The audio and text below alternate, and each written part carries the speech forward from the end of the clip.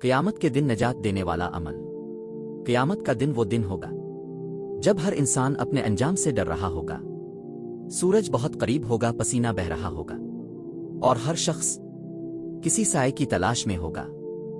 نبی کریم صلی اللہ علیہ وآلہ وسلم نے فرمایا، جو شخص اللہ کی رضا کے لیے کسی تنگ دست کو مہلت دے یا اس کا قرض معاف کر دے، اللہ اسے قیامت کے دن اپنے سائے میں جگہ دے گا۔ سوچئے، جس دن اللہ کے سوا کوئی سایہ نہیں ہوگا، اس دن اللہ کا سایہ مل جانا یہی اصل کامیابی ہے۔ یہ عمل نہ مشکل ہے نہ مہنگا، بس دل کی نرمی اور معاف کرنے کا حوصلہ۔